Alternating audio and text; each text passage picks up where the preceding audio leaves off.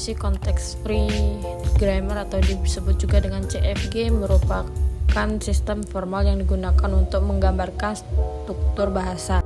CFG didefinisikan dengan sekumpulan simbol terminal, simbol non-terminal, dan aturan produksi. Pertama ada simbol terminal, simbol-simbol yang mewakili unit dasar bahasa seperti kata-kata.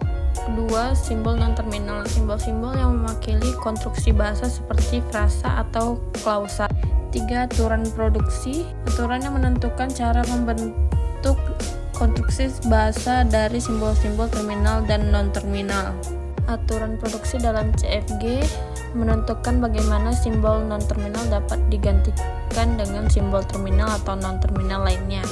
Contoh aturan produksi, S menghasilkan NP, VP. Keterangannya, kalimat S terdiri dari frasa nominal atau NP dan frase verbal atau FV.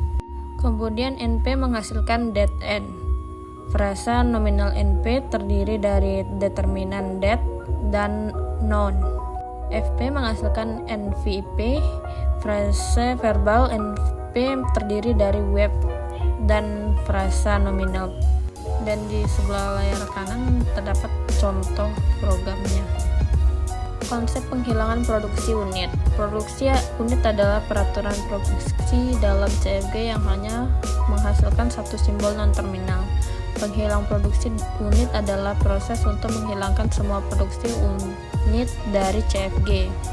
1. Produksi unit S menghasilkan A. Yang kedua, penghilangan semua aturan yang menghasilkan A sekarang menghasilkan apa yang A hasilkan. Langkah-langkah penghilangan produksi unit. Penghilangan produksi unit dilakukan dengan mengganti setiap produksi unit dengan semua kemungkinan pergantian. Yang pertama ada identifikasi produksi unit. Temukan semua aturan yang menghasilkan satu simbol non-terminal. Yang kedua, ganti dengan penggantian. Untuk setiap produksi unit A menghasilkan B, temukan semua aturan yang menghasilkan B dan ganti A dengan aturan tersebut. 3. Ulangi proses. Ulangi langkah 1 dan 2 hingga tidak ada lagi produksi unit dalam CFG. Contohnya ada di bagian sebelah kanan. Manfaat penghilangan produksi unit, yaitu penghilangan produksi unit memiliki beberapa manfaat dalam analisis dan proses bahasa. Meningkatkan efisiensi. CFG tanpa produksi unit lebih efisien untuk dianalisis oleh parser, karena parser tidak perlu melacak produksi unit yang tidak menghasilkan output yang berarti.